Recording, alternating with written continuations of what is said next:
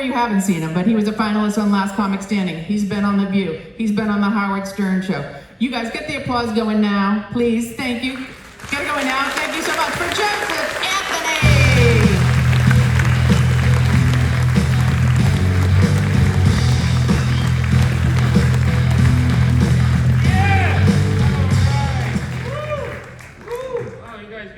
Quiet real quick. That makes me nervous, like you need a Sunday nap or something.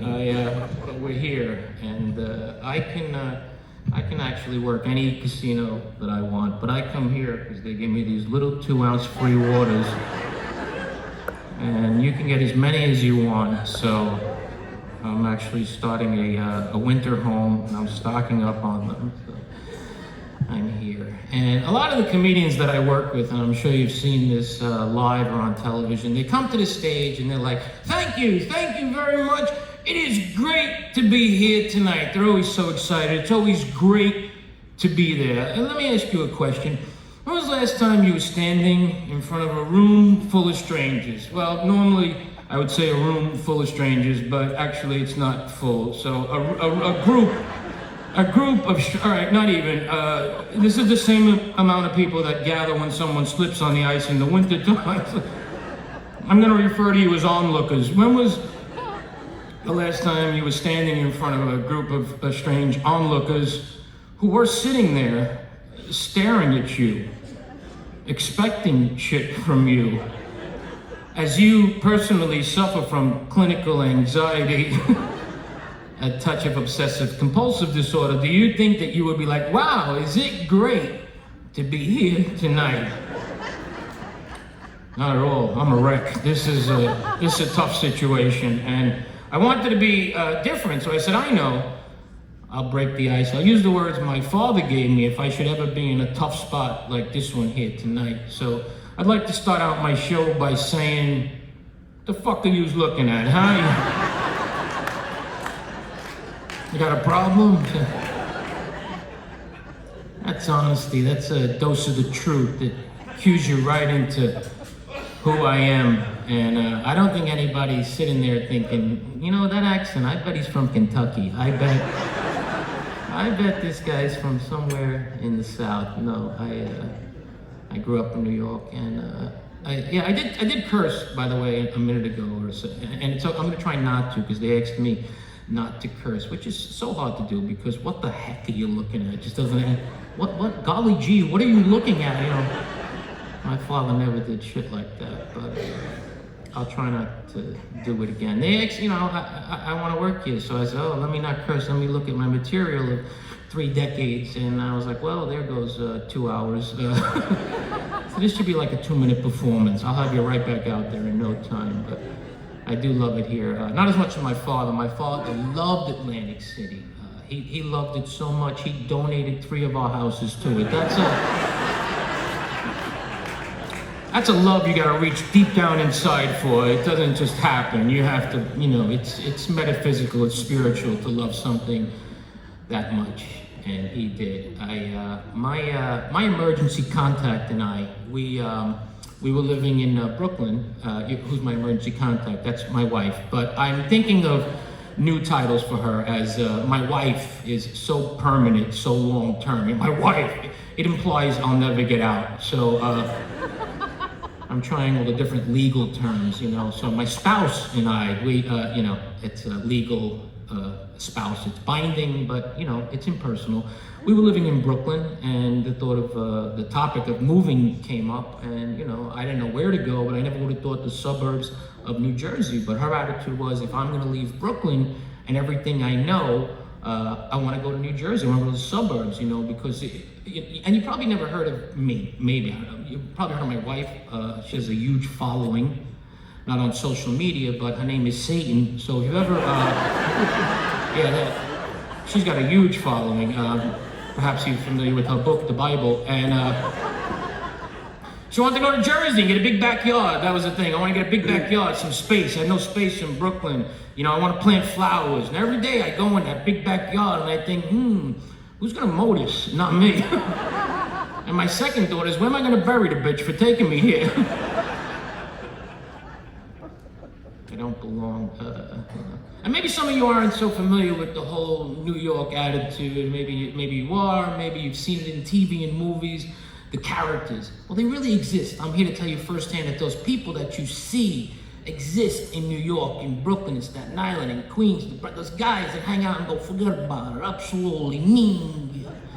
Go see where you gotta go. You know, they really, and I thought I had seen and heard everything, but I was doing a show in Brooklyn one time, and I heard something I had never heard before. I was on the stage, and in reference to something, I said the word dumbfounded.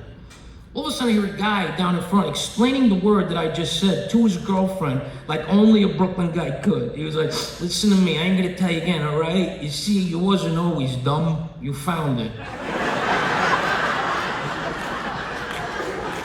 I swear to God, you'd be nothing without me.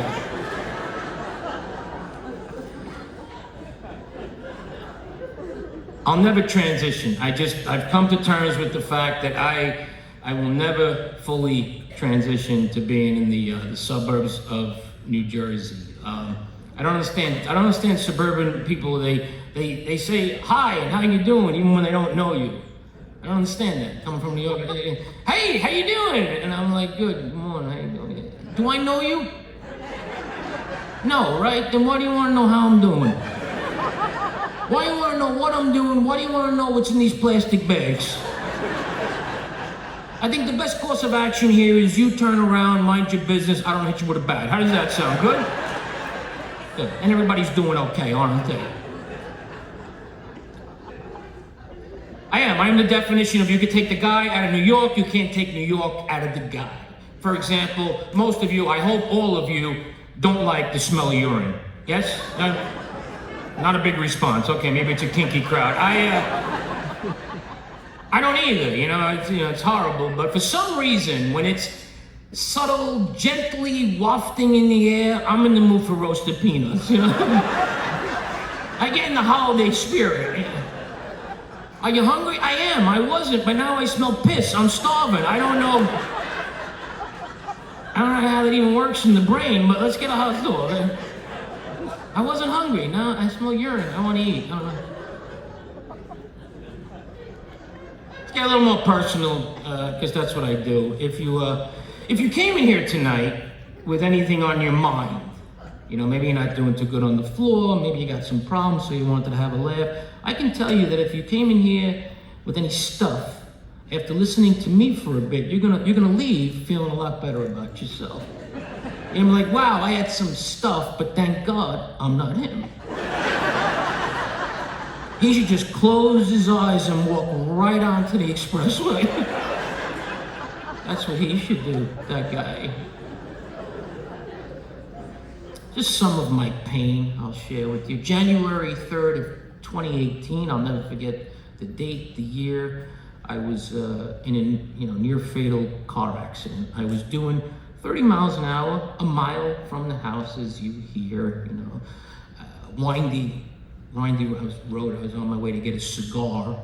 In the oncoming lane, the guy was doing like 80, idiot, lost control, came at me head on. And in that 3-4 seconds that I can relive over and over, I'll never forget. My life did not pass before my eyes. You hear that? I'm obsessive compulsive, as I said at the top of the show. In that 3 seconds, I thought, this is gonna delay my plans to have a cigar.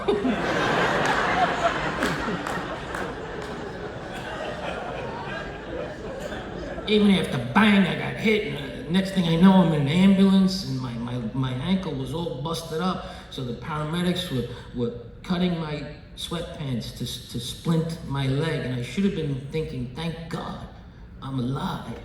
But OCD was haunting me, and I was like, great, I have no car, and now I'm down to one pair of sweats.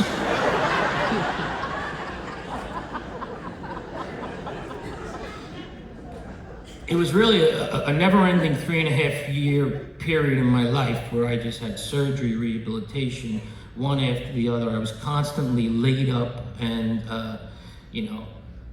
maybe you can really, you might have medical leave. We're comedians. We're lucky if we even get insurance. We don't have medical leave. We don't even have things to quote unquote pay your bills when you can't, like Affleck. we have something called fuck, I have no gigs.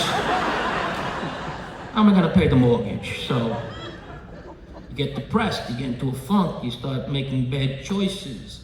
And after doing all the things that are dangerous for you, I also just ate too much. I was even heavier than this, and because you eat to fill the void, and you don't know you're gaining weight. And then one day you're like, oh my God, my pants don't fit. I don't like the way I feel. So you start your diet and you make a decree. You tell everybody.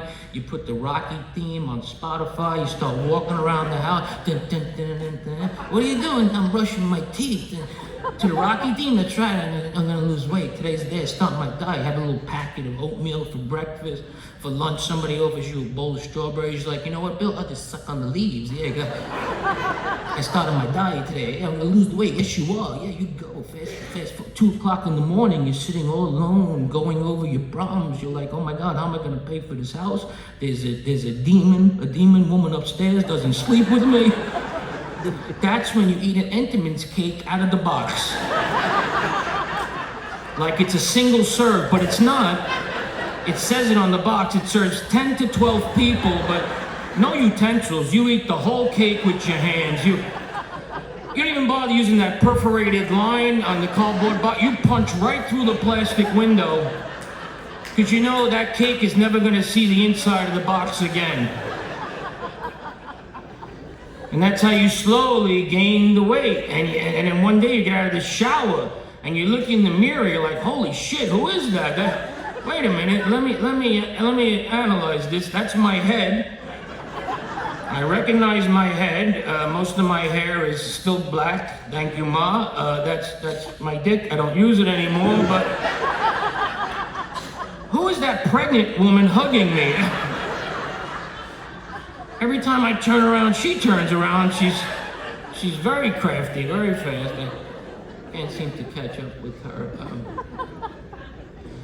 Your body changes, it transforms, man. You know, you don't even see it happening.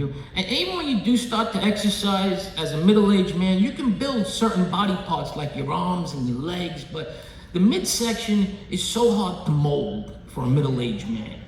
You might think we wear shirts to the beach when it's 95 degrees because we're afraid of sunburn. No, we don't want you to see us. We don't want you to see our midsection because we no longer have a chest, for example. We have a tit sash.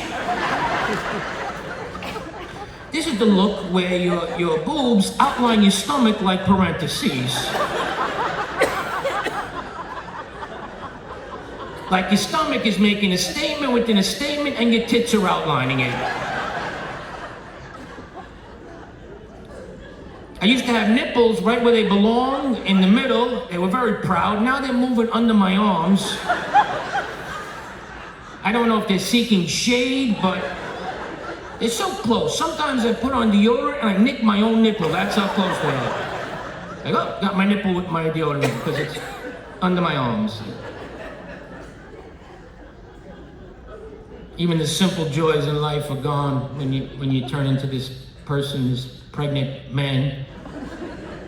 Even pleasuring yourself, because I don't even do it, but like once in a while the stars line up, you know, like no one's home, and I might think about a high heel that I saw 3 weeks ago. Because I'm at a point in my life where I don't want the whole woman. I know the aggravation that comes with the whole woman. Just give me a shoe. And we're not talking Louis Vuitton, we're talking Payless. If it's the right heel height, I'll get off. Problem is I got the wall mirror, you know, the full-length wall mirror in the bathroom, and I get completely naked, first of all. So I like to get naked, except for my socks. I don't like the feeling of the tile on my feet. There's an image for you, a pregnant man with black socks. And I start the act, and then I look, oh, who is that? Oh, it's me. And I lose my erection. I'm no longer excited. Because this question pops in my head. What is the message here? I don't want to fuck me anymore. I get so upset I start to cry. I'm not like bawling, crying. It's in slow motion, like the American Indian on the pollution commercial. a tear just starts to run down my cheek. No one threw garbage on my feet, but I'm like, what happened to me? What happened to my life? Yeah, it's terrible. It's very stressful, you know? And no matter what anybody tells you, most of your health situations are spawned by stress. And the first time I learned this, it turned out that it was anxiety. I told you that also, I have anxiety, but I didn't know. I thought it was a medical condition. I was like peeing a lot. I was urinating. I'm like going to the bathroom in my 40s, like this is crazy. And of course, being obsessive compulsive, I was like, it's gotta be my prostate. So I went to a urologist to get examined. And after he performed that procedure, I'm not sure, I'm not good with medical, I think it's called rape. After he violated me, now we're all familiar with the standard exam, but what I find even more invasive is the amount of ass gel they use. Because I've had time to do the math on this. It's a single digit, a small orifice, but they load you up from the back to the thighs like they're decorating a cake, you know? I think they're upset with this profession they chose, so they have fun, you know, to amuse themselves. Maybe that they laugh about with the family at dinner. This one guy today, I wrote my name in script on his back. He didn't know. I dotted the I and everything. They load you up because they got that urologist move when they're done. It's like, whoa, and they're done, and then they throw tissues on the exam bed next to you. And there you are with your pants around your ankles. They walk out, they give one last look as if to say, clean yourself, you filthy whore.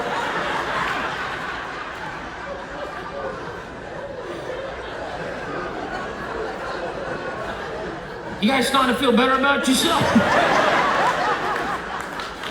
I told you you would, and I don't know where urologists get their tissues from, but they're not two-ply. They're not a ply. Now you're in that examining room, you're having a panic attack. Your hand is full of shredded tissue and ass gel. The box is empty, you use the box. You're still soaking wet, then you take the paper mattress on the bed, you use that, then you gotta remake the bed and you're like, I don't remember, was there a duvet? I don't want anybody to know, was there a dust ruffle? What did it look like? No matter how hard you try, you still walk out of that examining room sounding like a wet flip-flop.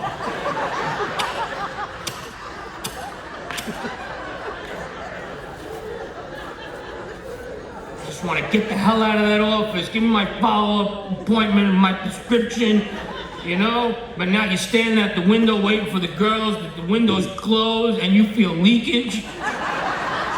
And your ass is eye level with the seated waiting room.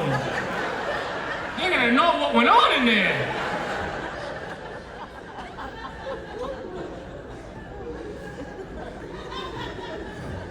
Please laugh with the crowd. Otherwise, we can't give you a 2-ounce bottle of water. I'm sorry.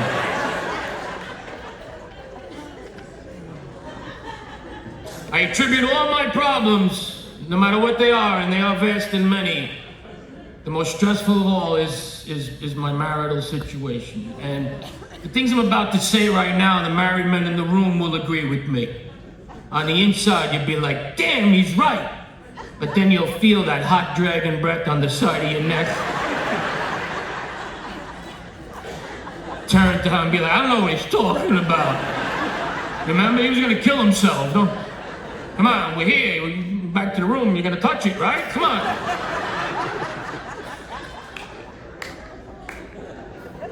But marriage is a painful learning process.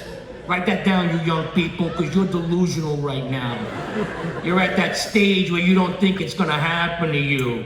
If you're a guy, you're like, my nipples are never gonna go under my arms. Yes, they are. I'll get naked, I'll show you your future. You're in a long-term relationship such as an engagement. You know, that point where you're not yet married, but you're thinking of committing suicide someday.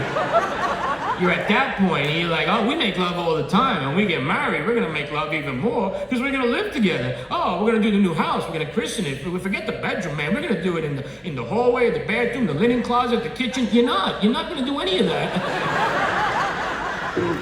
You are not gonna make love in that kitchen unless you redo that kitchen. I'm telling you right now.